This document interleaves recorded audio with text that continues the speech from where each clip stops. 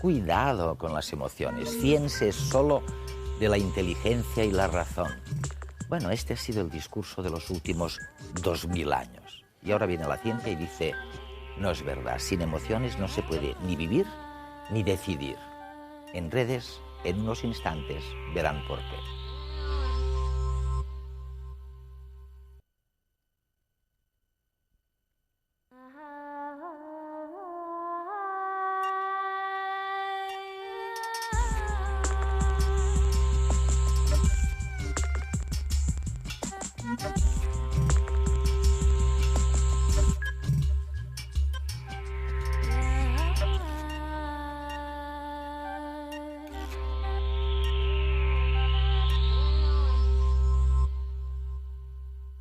Había que prohibirlas, ni hablar de ellas.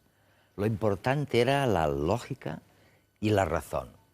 Las imágenes de la felicidad, de las emociones, lo distorsionaban todo. Y ahora resulta que la ciencia nos dice exactamente lo contrario. Sin emociones no se puede sobrevivir. Las emociones están al comienzo y al final de cada proyecto. Es muy malo dejarse controlar por las emociones, pero es peor no tener emociones. ¿Es posible enfrentarse con tranquilidad a una bestia que está a punto de atacarnos? A menos que uno sea domador profesional, sentir miedo es inevitable y necesario. A lo largo de muchos siglos hemos creído que las emociones eran obstáculos. Filósofos clásicos e investigadores académicos popularizaron la idea de que las emociones son inútiles o que entorpecen nuestra vida y nos impiden ser racionales. Hoy sabemos que este punto de vista es erróneo. Somos seres emocionales, incluso mucho antes de que el Homo fuese sapiens. Las emociones existen hace millones de años simplemente porque han resultado útiles para la supervivencia. Vivir sin ellas es una sentencia de muerte y la ciencia lo comprende cada vez mejor. Experimentamos emociones cuando sentimos que algo importante nos está sucediendo o puede suceder. Gracias a la reacción emocional, nuestro cuerpo y nuestra mente se preparan automática e involuntariamente para responder a esta situación de la mejor manera posible. El miedo, por ejemplo, tonifica nuestros músculos para correr con más fuerza y enfoca nuestra mente solo hacia la fuente del peligro o hacia las posibles vías de escape, excluyendo todo lo demás. La alegría ante un hecho positivo nos condiciona a intentar repetir esa situación favorable en el futuro. Y la repugnancia nos impide comer alimentos en putrefacción por más que estemos famélicos, evitando así una infección. Las emociones afectan nuestra manera de ver y pensar el mundo. ¿Pero lo hacen negativamente? Está demostrado que las emociones influyen en la atención, en la memoria y en el razonamiento lógico. Veamos cómo. Suele decirse que las emociones nos distraen. Sin embargo, su efecto es justo el contrario. Las emociones nos apartan de un pensamiento determinado solo para hacernos prestar atención a otro que emerge como más importante. Nuestro cerebro no está hecho para recordar el 100% de lo que se le presenta. En este caso, las emociones intervienen en la memoria como un criterio excelente para determinar qué datos recordar. Creemos que las emociones son perjudiciales a la hora de tomar decisiones. Sin embargo, algunas decisiones podrían tornarse en disquisiciones eternas. En estos casos, resulta más eficaz que intervengan las emociones para poder ser expeditivos.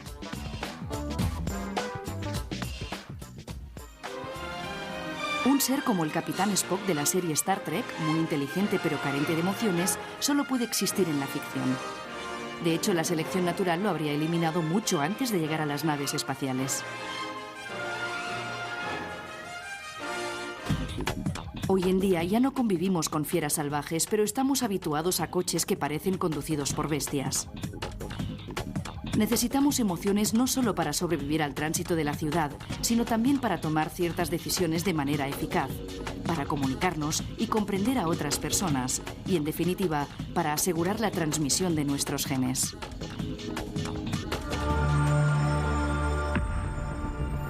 Después de 30 años investigando la universalidad de las emociones básicas, Paul Ekman es una de las personas que más sabe del mundo acerca de cómo expresamos nuestros sentimientos. En redes viajamos hasta San Francisco en busca de sus hallazgos, que hoy en día se emplean en campos como la detección de mentiras o las películas de animación.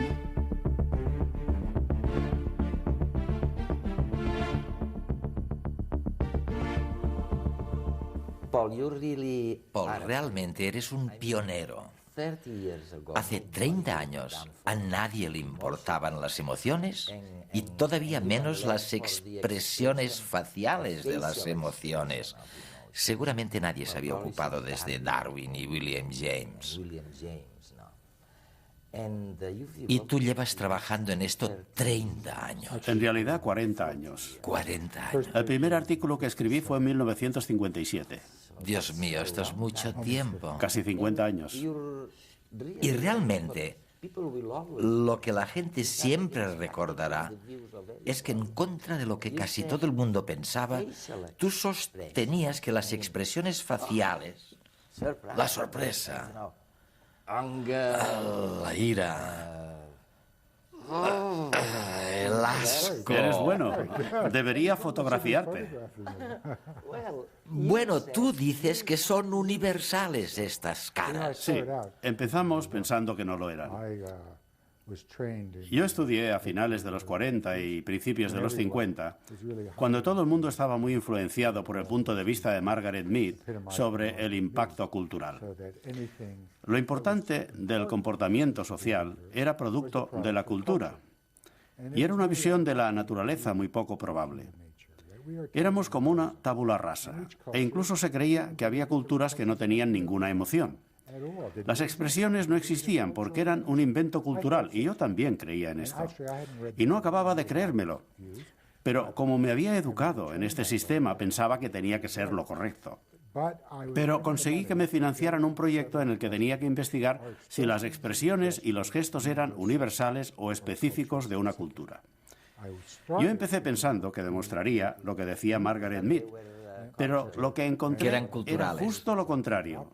De manera que soy un científico cuyos descubrimientos han cambiado mi forma de pensar.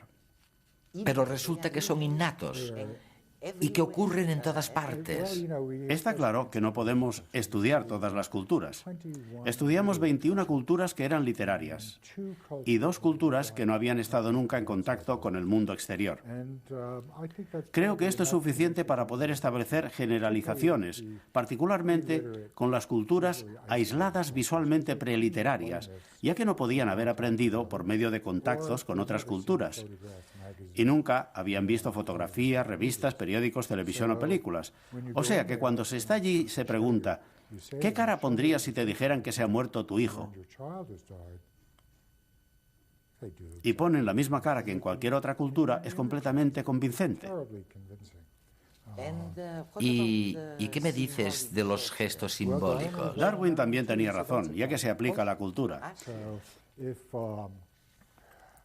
Esto, en Estados Unidos, quiere decir que eres el ganador. Pero en Rusia quiere decir amistad. Es decir, que tiene un significado completamente distinto. Los italianos hacen esto para el teléfono y nosotros no tenemos ninguno. En Alemania hacen esto para tener buena suerte y nosotros hacemos esto. Aquí tenemos un lenguaje corporal auténtico. Y la cara también es un sistema de señas. Y es el mejor que tenemos para las emociones. Un sistema de señas universales involuntarias. Es decir, que es muy valioso porque no lo hacemos a propósito.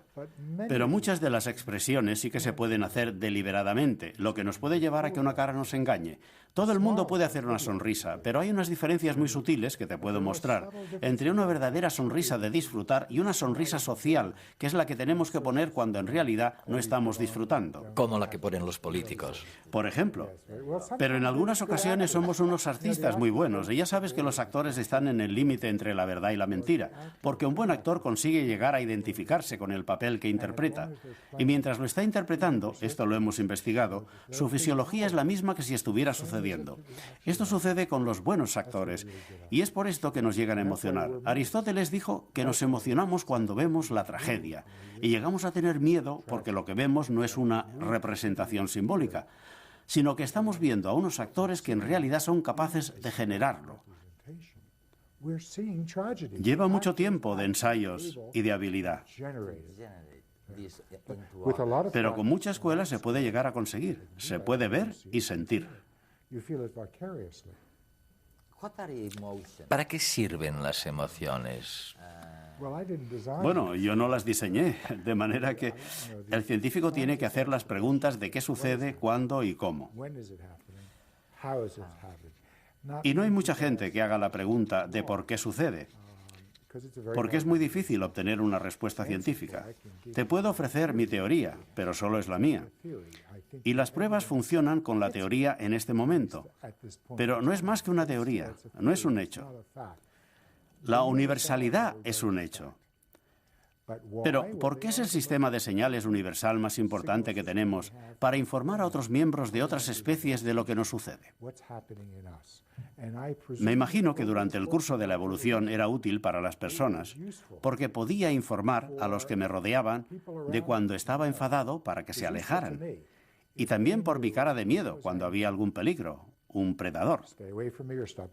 Cuando me lo paso bien, quería decir que quiero más. Y cuando lo estoy pasando mal, quiero que me ayuden. Incluso ahora que en el siglo XXI tenemos unas vidas más individuales y pensamos que quizá es mejor no saber cómo se siente todo el mundo. Durante toda la historia de la evolución ha sido justo lo contrario. Ha sido muy útil, ya que de otra manera no existiría. Pero es porque soy un darwinista y tengo que escribir la información que se espera de mí.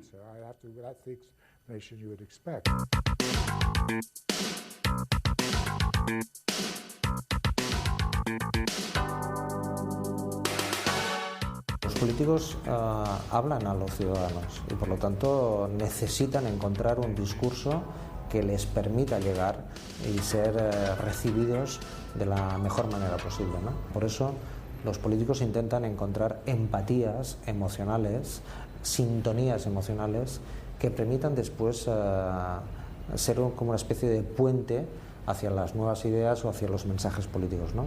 Sin este puente emocional es muy difícil hacer política hoy, ¿no? Y para ese puente emocional, el conjunto de recursos de imagen, gestos, movimientos, posturas, tono, timbre, son determinantes, ¿no? Porque las emociones se construyen así, ¿no? Con movimientos, con gestos, con tonos de voz.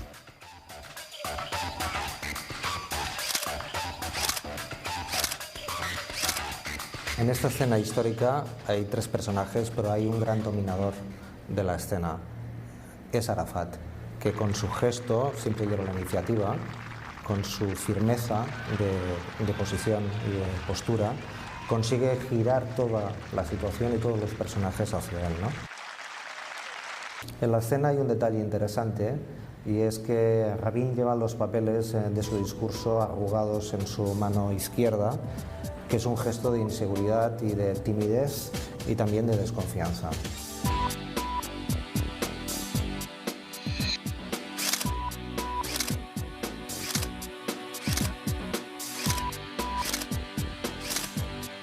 En esta escena, Franco se dispone a agradar a Hitler.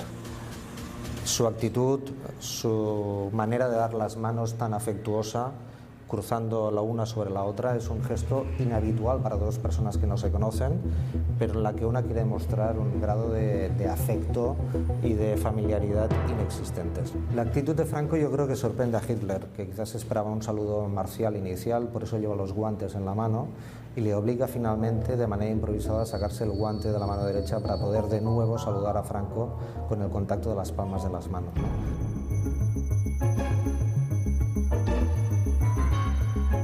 En su intención de agradar, Franco es consciente de la gestualidad militar hitleriana, ¿no? Tiene el brazo permanentemente a punto, está totalmente rígido, dispuesto a saludar marcialmente a las tropas alemanas como se merece la situación histórica, ¿no?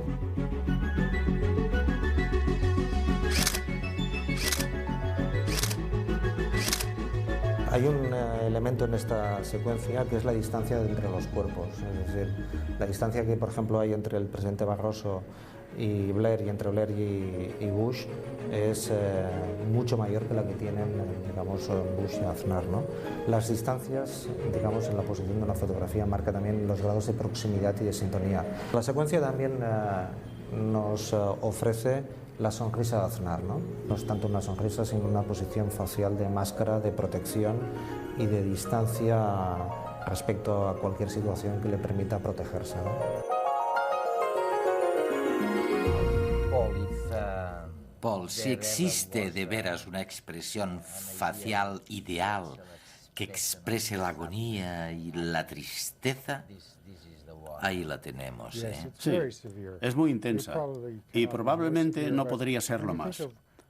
Pero si pensamos en las circunstancias de esta pobre mujer, se acaba de enterar de que habían encontrado el cuerpo de su hijo, un adolescente. Durante meses se había dado por desaparecido, pero ella todavía tenía esperanza de encontrarlo vivo. Sin embargo, lo habían secuestrado, torturado y matado. Ella tiene, como la tendría cualquier madre, una angustia tremenda. Y por supuesto no hace falta entrar en los pequeños detalles. Cualquiera puede verlo, ya que todo está marcado en su cara. Las cejas que se levantan en ángulo. Este es el signo más fiable de la tristeza. También se puede ver cómo las mejillas se levantan y los labios están estirados y arqueados, como si estuviera gritando. Yo creo que en este momento estaba llorando y la barbilla también está elevada. Podemos ver también aquí una versión reducida de su cara, que debe ser un familiar o alguien que pasaba.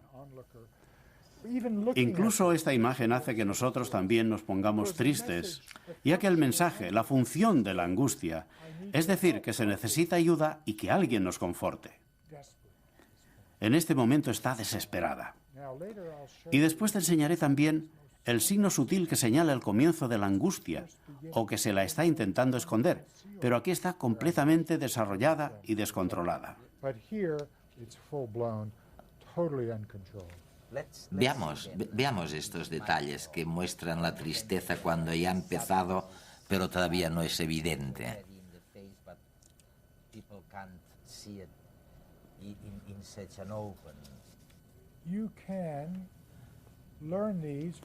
Lo podemos ver para cada emoción. Y en esta prueba vamos a comprobar lo que podemos aprender.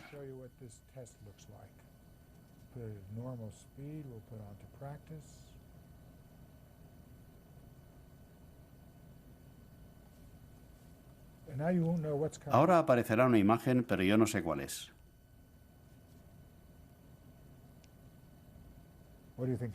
¿Qué crees que era? Tengo que verlo otra vez, ¿eh? No puedes, solo tienes una oportunidad. Sorpresa. Sí, tienes razón. Muy bien. ¿Quieres verlo otra vez?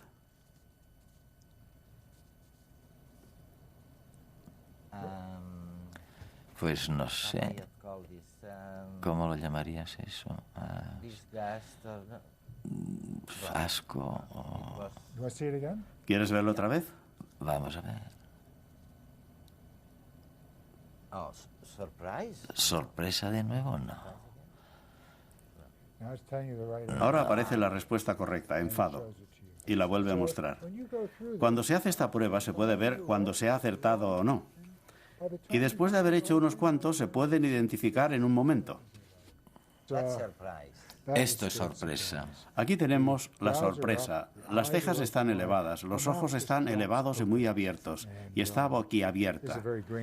Esta es una fotografía con mucho grano de un periódico. El fotógrafo no esperaba tomar la foto de una mujer cayéndose. Estaba haciendo acrobacias en lo alto de un edificio y él la estaba enfocando cuando ella perdió el equilibrio y se cayó. Obtuvo un premio de fotografía y, por cierto, ella sobrevivió a la caída.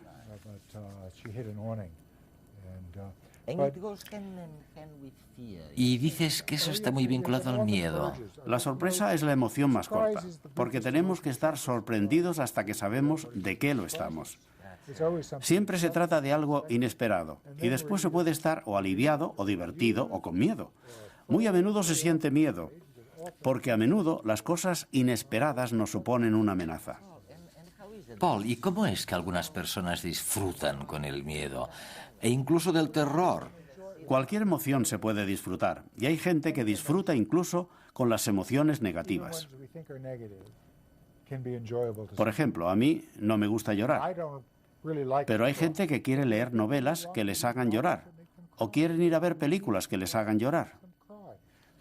Hay otros a los que les gusta sentir miedo, como son con las películas de suspense, que cuando voy a verlas yo estoy sentado al borde de la silla y cuando miro las caras de los que me rodean, todos tienen caras de miedo.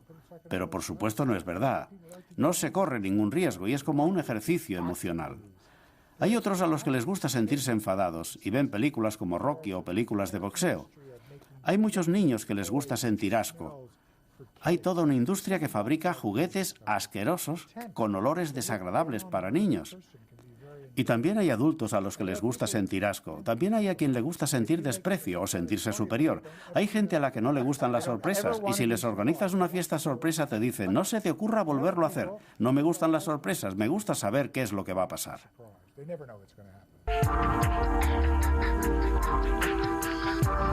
Las emociones nos dominan. El legado genético que hemos heredado determina nuestras reacciones ante situaciones concretas. Son las emociones innatas. Sin embargo, a lo largo de nuestra vida también aprendemos a emocionarnos ante determinados estímulos y estos quedan grabados en nuestro cerebro. Es la memoria emocional, un resorte que se activará en situaciones concretas. Con cada estímulo que desencadena una emoción se crean nuevas conexiones entre un grupo de células en nuestro cerebro. Es una especie de asamblea celular que retiene el aprendizaje emocional. El conjunto de todas estas asambleas celulares forma la base de datos que contiene todo lo que nos emociona. Y aunque es fácil añadir datos, borrarlos es muy complicado. Por eso es tan difícil controlar totalmente nuestras emociones.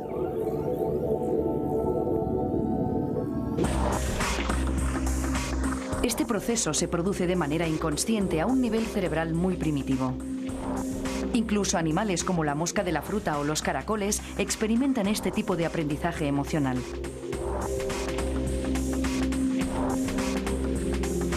Pero solo si el organismo posee un cerebro suficientemente evolucionado será consciente de la emoción que está sintiendo. En otras palabras, en animales con un nivel de conciencia alto, como los humanos, las emociones y sentimientos son consecuencias conscientes de procesos inconscientes. Una diferencia básica entre un cerebro evolucionado y otro más primitivo es la capacidad de distinción entre realidad y representación. Este solo se da en animales con cerebros suficientemente desarrollados como los humanos, y su funcionamiento es así. En primer lugar, nuestros ojos ven una fotografía que da miedo. La información pasa desde los ojos al tálamo, donde es procesada y redistribuida inmediatamente a la amígdala. Esta rápida conexión permite que el cerebro active los mecanismos que preparan el cuerpo para afrontar el posible peligro. Paralelamente, la corteza cerebral también recibe la misma información procedente del tálamo. Esta conexión se produce más lentamente y la corteza tiene más tiempo para analizar el mensaje detenidamente. Así puede determinar que no existe el peligro, ya que tan solo se trata de una fotografía. De nuevo, esta información, una vez analizada, se transmite a la amígdala. Como la corteza ha determinado que es una falsa alarma, la respuesta de miedo se detendrá. Pero como en todo lo demás, nuestros genes también condicionan este proceso. Se ha demostrado que en personas con una variante genética defectuosa, el mecanismo de distinción entre representación y realidad no funciona correctamente. Esto supone que se genere un estado de ansiedad a partir de una amenaza irreal. Eran básicamente fotografías de caras que daban miedo, pero que por supuesto no suponían ningún peligro. Lo que sucede es que la amígdala se activa al ver las fotografías y se pone en contacto con el cíngulo, que es una zona más moderna del cerebro que la amígdala. El cíngulo de la persona sin la variante genética dice, esto es simplemente una fotografía, e inhibe la respuesta de miedo, puesto que no existe ningún peligro real. Y no se padece ansiedad. En la persona con la variante genética no se produce la inhibición. La amígdala está hiperactiva y da lugar a una respuesta de miedo. Pero todo este conocimiento acumulado durante 30 años, ¿qué utilidad tiene? ¿Para qué sirve? ¿Puede ayudar a alguien saber todo esto? ¿Se puede evitar, por ejemplo, que la gente sea violenta simplemente porque hayan aprendido a ser conscientes de cuándo está brotando la ira? Hay 4 capacidades. Y en este último libro, no sé si escribiré otro, pero en el más reciente, Emotions Revealed, he puesto todo lo que he aprendido sobre las emociones durante estos 40 años y que puede ser útil durante la vida. Si había cosas que eran interesantes, pero solo para mí, y no tenían ninguna aplicación práctica, las he dejado fuera del libro. La capacidad número 1 es la más difícil de aprender, y es el ser capaz de elegir el ser o no ser emotivo. Incluso el Dalai Lama, con quien he hablado, dice que no se puede elegir de dónde nace el impulso de la emoción. Esto es automático. No puedes. Pero lo que se puede desarrollar es la capacidad de darse cuenta de que nace el impulso antes de que se actúa. Es decir, que hay un espacio entre el impulso y la acción. En casi todos nosotros este espacio es muy pequeño, pero se puede ir ampliando para adquirir esta capacidad, aunque sea en ocasiones para decir, no quiero responderte con enfado a tu enfado, o voy a hacer esto y no me va a superar la sensación de miedo. Es duro, porque se está actuando en contra de la naturaleza, ya que no quiere que haya interferencias en ese punto. En la vida cotidiana todo eso es muy difícil de aprender, ¿no? Pero si se quiere, se puede. El primero es el más difícil, y la capacidad segunda es cuando se está emotivo, pero se puede elegir cómo es el comportamiento cuando se está emotivo. Me enfado con mi mujer. Regreso del trabajo y me dice que por qué me he vuelto a olvidar de hacer la compra. He hecho la compra y está ahí. ¿Por qué se enfada?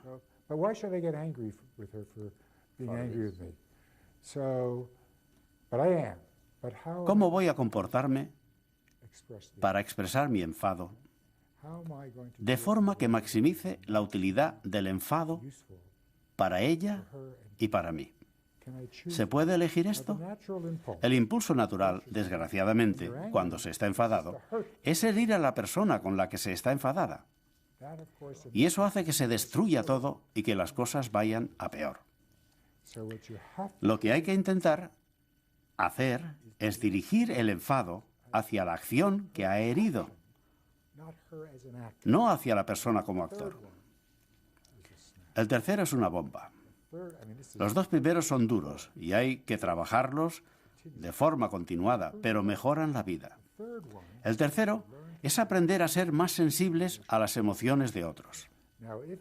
Si tengo una emoción que es completamente visible en mi cara o en mi voz, no hace falta aprender a reconocerla. Pero a menudo las emociones se esconden o son tan sutiles que no se ven. Y yo tengo la herramienta, que ya hemos visto, que enseña a todo el mundo a reconocer esto y a saber automáticamente cómo se siente la otra persona, incluso si ellos no saben cómo se sienten. Es increíble.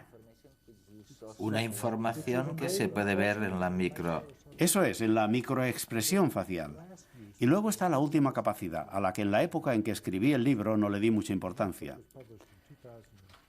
El libro se publicó en 2003, y esto quiere decir que yo lo entregué a la editorial en 2001, que es cuando sucedió el 11 de septiembre.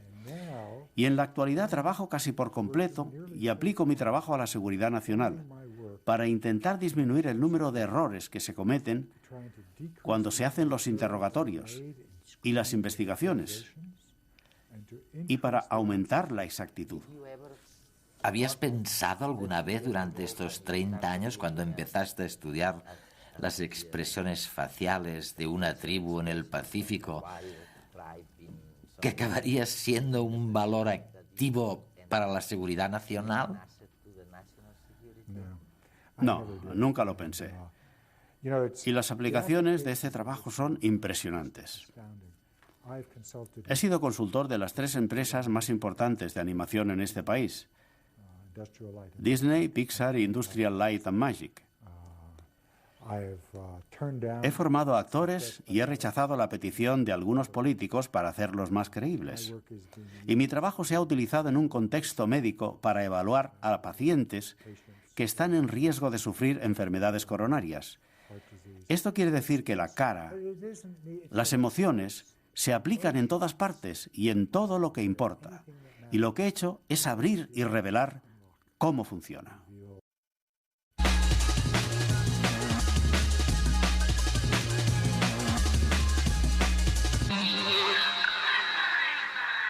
Las manías controlan tu vida. No tiene por qué preocuparse, ya que un equipo de investigadores ha descubierto que ser hipomaníaco, más que un problema, es beneficioso.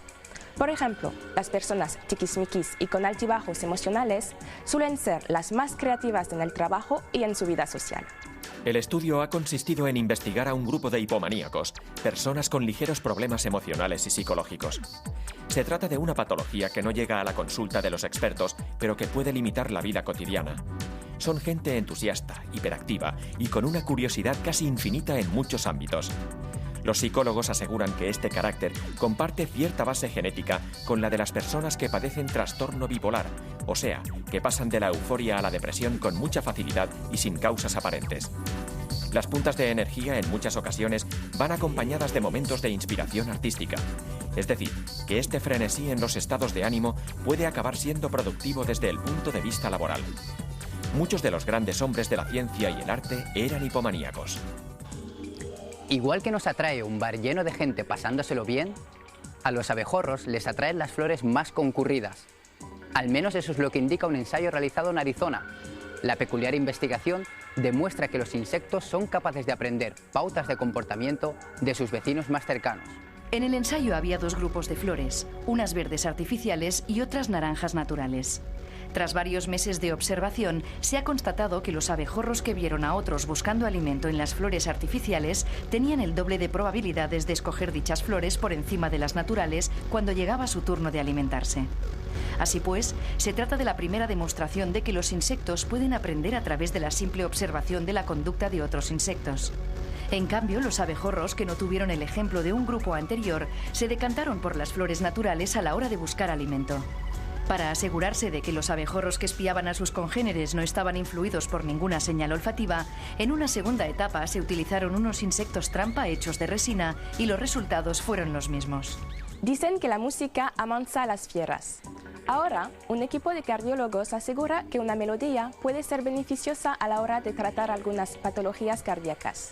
Además, oír música reduce los niveles de estrés y ansiedad. La conclusión es que el entrenamiento musical puede ser útil en el tratamiento de enfermedades cardíacas o ictus. El ensayo se ha realizado con una treintena de voluntarios a los que se controlaba la presión arterial y la respiración mientras escuchaban diversas composiciones musicales. El objetivo era relacionar ritmos y melodías con la respuesta fisiológica que presentaba cada individuo. El ensayo concluye que es el tempo musical, más que el estilo, lo que ayuda a controlar algunos parámetros biológicos. El tempo influye positivamente sobre los niveles de estrés y ansiedad que presentan los candidatos. La investigación muestra que la música más rápida, así como los ritmos más complejos, aceleran la circulación arterial y la frecuencia de respiración. En cambio, las piezas más suaves tienen el efecto contrario. Si está a punto de regalarle un perro a su hijo, piénselo 2 veces. Una conocida marca de videojuegos japonesa les propone la mascota ideal. Se trata de un perro que no se come los muebles, no mancha ni huele. Ahora ya no tendrá excusas para aumentar la familia con un animal de compañía virtual. La idea corre a cargo de la multinacional Nintendo, que ha decidido crear un programa de adiestramiento de mascotas. Se trata de lo último en simuladores de animales y es un paso más evolucionado y real que los tradicionales Tamagotchis. Es pues un juego de videoconsola en el que el jugador decide el grado de implicación que quiere tener con su mascota virtual. Nada más comenzar la partida, el jugador puede elegir la raza del animal y el nombre al que responderá desde el primer momento. Luego comienza el verdadero desafío, ya que se trata de demostrar la pericia a la hora de educar al cachorro. Las órdenes las cumple gracias a un sofisticado sistema de reconocimiento de voz. El juego funciona como cualquier mecanismo de videojuego.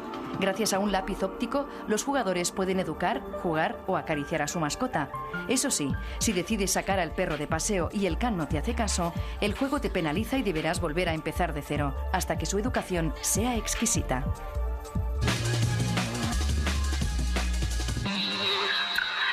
Claro que están en la segunda parte de Redes, un programa que esta vez dedicamos a las emociones y no lo hacemos con interrogantes. Decimos para qué sirven las emociones. Y la verdad es que, díganme quién de ustedes no ha oído alguna vez de alguien que dice de un tercero, es un desastre, no sabe controlar sus emociones. Y bueno, la importancia que tiene el controlar sus emociones, pero casi nunca hablamos de la importancia que tiene también no tener emociones. A veces es mucho peor no tener emociones que no saber controlar nuestras emociones. Bueno, determinados tipos de psicópatas es gente que no tiene emociones. A pesar de que vosotros decís los dos que las emociones son universales y que están en todas partes, en todas las culturas. Serán 5, 6, 7, no sé, pero todo el mundo tiene las mismas emociones. Nace con un grupo de emociones que son congénitas. ¿Sí o no? Jaime. Bueno, lo uno no está reñido con lo otro, lo que se decía al principio.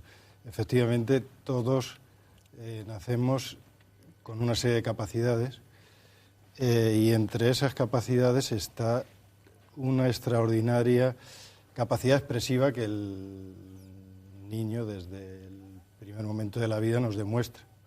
Los músculos que, por ejemplo, nos permiten realizar expresiones faciales universalmente reconocibles como prototipos de emociones distintas, se encuentran ya perfectamente desarrollados, o sea, en sus puntos definitivos de inserción, en torno a los 3 meses de edad embrionaria. Y los nervios que controlan estos músculos también aproximadamente a esa misma edad. A los 3 meses de edad embrionaria, efectivamente. Y la movilidad, por lo tanto, que tiene ya desde el nacimiento un niño es comparable. Se ha destacado una única excepción a la que tiene un adulto. Pero no solo eso, es que cuando el niño se encuentra en situaciones determinadas, los diferentes músculos que podrían definir una variedad prácticamente indefinida de gestos se combinan dando lugar a prototipos de respuesta que en algunos casos veríamos lo semejante que es a la que tiene un adulto en una situación natural, no cuando somete a control voluntario una... O sea, José María, que parece que tienes razón cuando yo te he oído decir por ahí que las emociones son universales, como Ekman, ¿no? Que dice, oye, cualquier cultura, y tú has estudiado unas cuantas. En cualquier cultura, sí. Lo que ocurre es que, en cierta manera, Eduardo, aquí nos encontramos con uno de los límites del lenguaje y no estaría mal que los que trabajamos en esto, te lo digo para animarte también, Jaime, sin ningún complejo acuñáramos los neologismos necesarios para referirnos a otras dimensiones existenciales, ¿no?, del ser humano. Entonces, a partir de mi observación, yo estoy llegando a la conclusión que por un lado están las emociones, lo que ahora estamos hablando, ¿no, Eduardo? Las 6 o 7... Yo creo que tenemos 7, de Darwin, no más. Vamos, sí. Digamos algunas, recordemos algunas. Pues, por ejemplo, la rabia, la tristeza, el miedo, el éxtasis místico, también entra dentro de las emociones básicas. ¿La repugnancia? No, la repugnancia no. ¿No? Darwin la citaba. Pero yo no. Como una básica, sí. Entonces, yo, por ejemplo, lo que estoy observando es que por un lado están las emociones, ¿no?, que son formas genéticamente determinadas o dadas de respuesta a estímulos que nos llegan del entorno. Entonces, en este sentido, las emociones son universales. Todo ser humano, y probablemente también los mamíferos superiores, en esto son casi iguales a nosotros, tienen estas formas de respuesta genéticamente dadas, y cada emoción, por tanto, tiene un correlato fisiológico claro, además, donde hay que los biólogos fueron los primeros que ya hace más de 30 años empezaron a estudiar las emociones sin ninguna duda, digamos, concretando mucho. Sí. Por otro lado, claro, yo como antropólogo dije, pero ¿qué pasa, no? Porque en unos pueblos parece que las personas sienten cosas y lo expresan, que son casi intraducibles a otras lenguas. Hay toda una terminología de cosas que uno siente en catalán, en castellano, en alemán, en shuar, en chino, que son prácticamente intraducibles, pero no las emociones, que las palabras que cada pueblo usa son parecidas. Son casi literales. Oye, dime una ¿no? cosa que los alemanes no tienen vocablo para ello, por ejemplo. Pues, por ejemplo, el orgasmo. O sea, y para mí es una de las 7 emociones fundamentales, el orgasmo. O sea, como experiencia emocional, ¿no? Darwin tampoco la mencionaba esta, ¿eh? No. Tú vas por libre. Bueno, no, pero hay algún autor que dice, por ejemplo, alegría, sí. Que conlleva la afiliación, en algunas teorías iría, digamos, encaminada a largo plazo a la reproducción. Hay un Oye, os voy a pasar un reportaje sobre las expresiones faciales de todo esto que me estáis hablando, porque me parece interesantísimo, ¿no? Las expresiones faciales son un lenguaje muy importante en el campo de la animación, porque permiten al espectador intuir las emociones de sus protagonistas. Sin embargo, el mundo de la animación nada tiene que ver con el real, o al menos así lo creen un equipo de psicólogos de la Universidad Autónoma de Madrid. Esa relación entre expresiones faciales y emociones, tan obvia en los dibujos animados, no tiene por qué darse en personas reales como nosotros. Según el diseño del personaje en cuestión, sus rasgos de la cara están sintetizados en un triángulo que refleja esa expresión que quiere dar en ese momento. Por ejemplo, en el caso de la Beth, y en este caso concreto, por ejemplo, si la queremos enfadar, pues sería una cuestión de ajustar la forma de las cejas y la forma de la boca para así lograr, pues, una expresión determinada. Si esto sale bien, demostraremos que bajo el hielo de la Antártida hay vida. En el personaje de Beth, es decir, nos hemos referido a cuatro expresiones principalmente. Estas son triste, alegre, enfadado y asustado o asombrado. Con la combinación de estas expresiones es que conseguimos que ella, pues, emita al espectador, pues, determinados sentimientos. ¡Es alucinante! ¡Científicos de buen corazón! Beth, en este momento podemos estar viendo 4 emociones tremendamente importantes: alegría, miedo, tristeza y enfado. En el caso de la alegría podemos ver cómo Beth estira las comisuras de sus labios hacia arriba, y eso marca una sonrisa, que es el signo universal de alegría según muchos psicólogos. En el caso de enfado vemos como frunce el ceño, y esa marca es suficiente como para que todos tengamos la impresión de que está enfadada. En el caso del miedo abre la boca y abre los ojos, y eso también nos indica que está asustada. Y finalmente, en el caso de la tristeza, las comisuras de los labios hacia abajo y la posición de la cabeza son suficientes como para sugerir que está triste. Sin embargo, las cosas no son tan sencillas.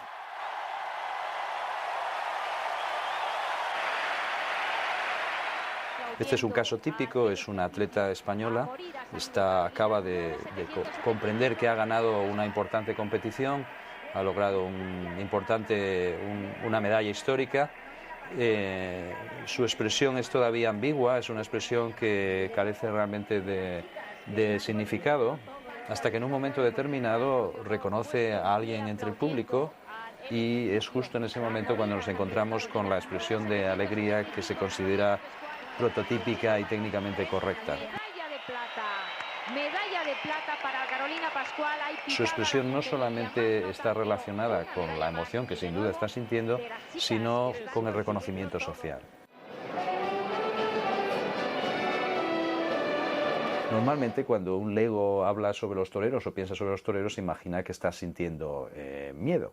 Pero sin embargo, en el mismo momento en el que están toreando, está en una situación de lo que técnicamente hablando hoy día en psicología se llama flujo. Flujo es una forma de felicidad. Su expresión en ese momento es la que podemos ver en la pantalla. Es una expresión en la que la boca hace una especie de trompeta y que se caracteriza por algo que realmente no hemos encontrado en ningún otro contexto, salvo en casos muy exóticos como por ejemplo la danza haka entre los maorís o los niños en determinadas situaciones muy precisas. Kill.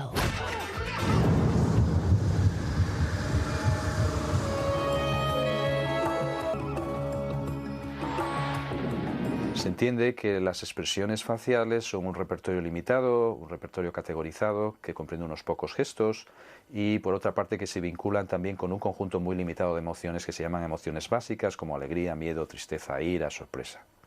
Nuestro punto de vista es distinto, coincide con ese punto de vista en que indudablemente las expresiones cumplen una función evolutiva, pero el vínculo entre expresión y emoción, incluso desde una perspectiva evolutiva, es probablemente mucho más complejo de lo que dice la teoría más popular en psicología.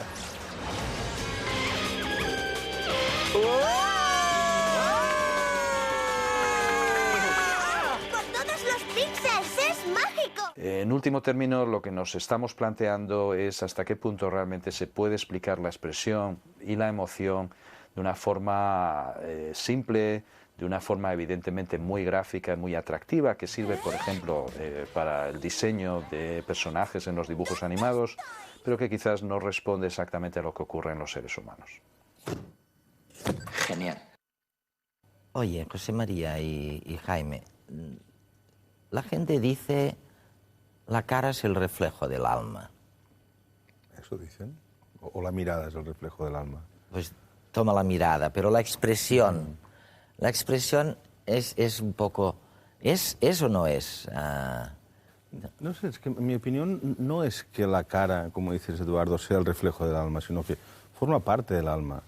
Y si uno está tenso y deprimido, pero consigue respirar profundo y sonreír un poco, generalmente se le pasa bastante el tono emocional negativo, conflictivo que estaba viviendo, ¿no? Entonces, es que no somos una cosa cartesiana, ¿no? O sea, somos una unidad. Entonces, a base, si uno está muy tenso siempre o muy enfadado, pues claro, se le acaban creando unas comisuras en los labios y un fruncido aquí en las cejas, que no es que represente, es que forma parte de su ser. Y al revés, ¿no? Y al revés. Algo que, por ejemplo, se enseña mucho en el Próximo Oriente cuando los niños se enfadan, es a que sonrían, Cuando se enfadan. Sí, o sea, que ganen ellos la batalla contra el enfado sonriendo. De las emociones o nadie hablaba o todo el mundo hablaba mal. Oh, no, eso sea en Occidente. En Oriente, no, de acuerdo. En Oriente hay una larguísima tradición milenaria de educación emocional. Fuera. Y los científicos, la comunidad científica, no os habíais metido en eso, pero hasta hace nada. Hasta hace 20 años, sí. Y hasta menos, ¿no?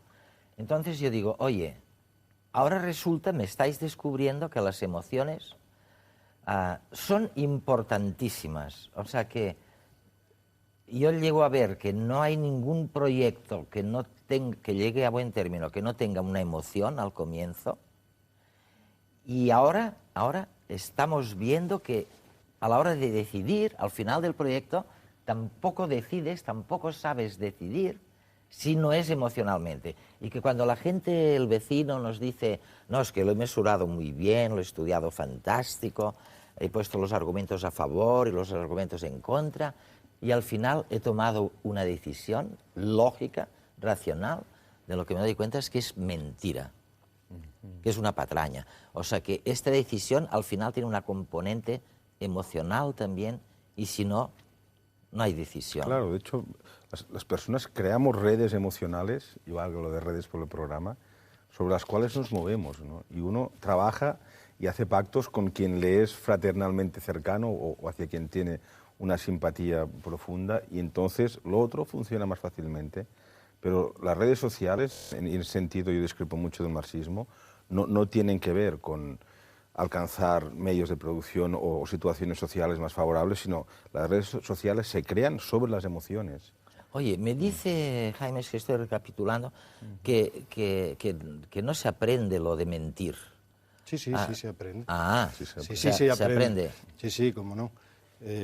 O sea, el engaño se aprende como expresión. Precisamente, digamos, lo que hace la cultura es enseñarnos unas reglas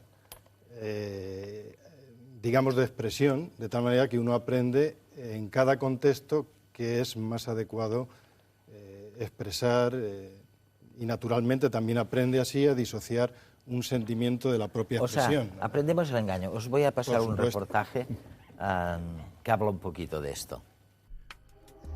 ¿Qué expresa el cuerpo del otro? ¿Nos transmite la misma emoción con su rostro y con su cuerpo? ¿Somos capaces de detectar el engaño cuando observamos la expresión corporal? ¿Qué sucede en nuestro cerebro cuando nos engañan? Hasta ahora las emociones han sido estudiadas a partir de la expresión facial y de forma estática. Llegados a este punto, me gustaría saber la importancia de la información dinámica y por eso utilizo vídeos. Hay entonces un desarrollo en el tiempo y creo que es algo importante que debemos investigar. Quizás el cuerpo expresa informaciones diferentes de las del rostro, o incluso informaciones que pueden falsear el juicio del observador. Porque si fuéramos constantemente coherentes con lo que expresamos, seríamos demasiado previsibles. Y mostraríamos, por tanto, una cierta fragilidad.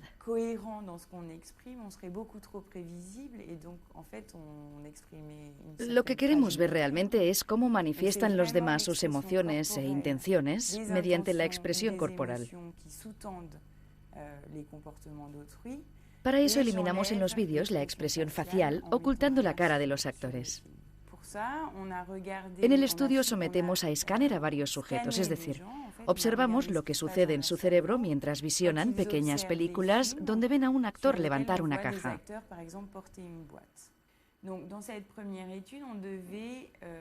En este primer estudio tenemos que juzgar las expectativas del sujeto. Es como si yo le pidiera a usted no sé si este vaso está lleno o vacío. Puedo coger este vaso con naturalidad o puedo mostrar sorpresa y tener una cinética diferente de la normal porque estoy sorprendida. Los actores son a veces engañados en cuanto al peso de la caja que van a levantar y sus movimientos corporales muestran su sorpresa.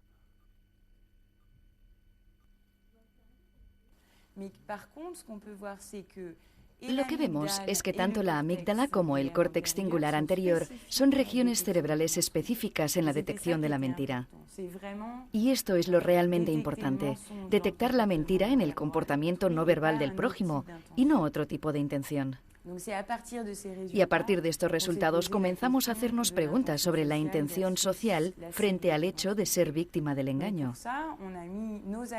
Para ello introducimos a los propios actores en el escáner mientras visionan los vídeos. Les pedimos que detecten si su comportamiento no verbal refleja el hecho de que el experimentador les mintió en el momento de la grabación. Es decir, si fueron víctimas de la mentira o si lo fue otro. Y lo que demostramos es que la amígdala está mucho más activa cuando el observador es el mismo, blanco del engaño. La amígdala estaría más implicada en esa detección de peligro implícito en la mentira que en el juicio de una intención social en general. Otra de las cosas que observamos es que somos poco hábiles a la hora de detectar la mentira en el otro. Es un hecho muy bien conocido en la literatura especializada y constatado concretamente por Ekman y por Frith al estudiar en profundidad la mentira en psicología social con jueces o policías. Cuando miras a la vida normal, te dicen 2 ven mejor que 1. Bueno, inventamos la institución del jurado porque se supone que 6 o 4 deciden mejor que 1. Y luego, sin embargo, cuando veo lo que pasa a mi alrededor, o sea, cuando veo las emociones, no las individuales, solas, sino las emociones grupales, las emociones colectivas, te das cuenta de que la emoción, la reacción colectiva no tiene nada que ver con la suma de las emociones individuales. Es otra cosa. 2 más 2 no son 4 en temas de emociones.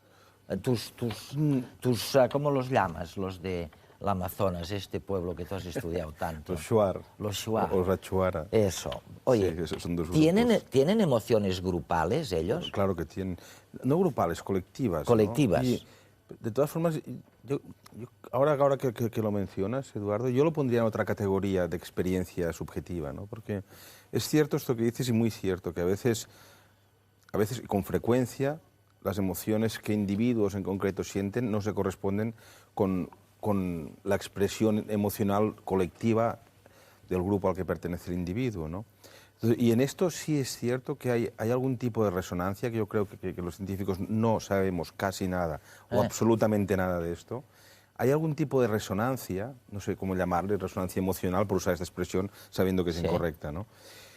Que arrastra a los individuos, ¿no? Es decir, yo nunca he conseguido disfrutar de verdad viendo un desfile militar, por ejemplo, pero he estado en desfiles militares y he sentido dentro mío como algo que me arrastraba con toda la masa de personas que había a mi alrededor, ¿no? Y no es un espectáculo que yo disfrute ni me apetezca ni gaste tiempo en ir, ¿no? Entonces, hay algo de esto, ¿no? Y digamos, y una gran experiencia, incluso para los no aficionados al fútbol, por ejemplo, es ir a ver un partido de máxima intensidad, que aunque no entiendas de normas de fútbol, aunque no seas partidario de ninguno de los equipos, pero hay algo en el colectivo de carácter emocional que desde luego arrastra.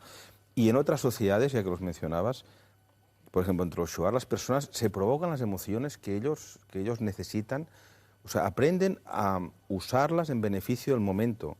Entonces, cuando una persona tiene que ir a vengarse de otra, por ejemplo, que a lo mejor ni conoce, porque es una venganza que venía del abuelo, del otro que mató a mi abuelo, y yo en algún momento de ir a devolver esta afrenta, porque si no mi familia va a quedar en ridículo, en fin. Y a lo mejor me toca ir a matar a alguien que nunca he visto, con lo cual no puedo sentir odio hacia aquella persona, ¿no? Aparte de una cosa pues, familiarmente adquirida, pero saben cómo hacerlo para generarse la violencia necesaria, el estado de agresión necesario, incluso el odio. Jaime, ¿qué me decís los psicólogos de este tema? De los conflictos. Coincidir. Lo que ocurre es que tenemos que, digamos, matizar, ¿no? Hay un fenómeno muy elemental que es el contagio emocional. Esto es, las emociones tienen una naturaleza y una función social. Y, digamos, el hombre tiene una naturaleza social, o sea que es gracias a las emociones que desde que nace puede establecer una comunicación y esto no se pierde, sí se aprende con la cultura a modelar, a engañar, etcétera, pero hay fenómenos que le trascienden a uno y que se imponen fenómenos más primitivos y automáticos como es el contagio, que fácilmente se suscita pues, por la simple visión de otra persona, y más si es un conjunto de personas compartiendo una misma emoción e ilustrándola en el rostro. De forma automática nos contagiamos. Pero se agranda y sale algo distinto, a lo mejor más venenoso, más dogmático. O más grandioso. O más grandioso. Lo tenemos que dejar aquí, pero seguiremos sobre el mismo tiempo y sobre el mismo tema en próximas semanas.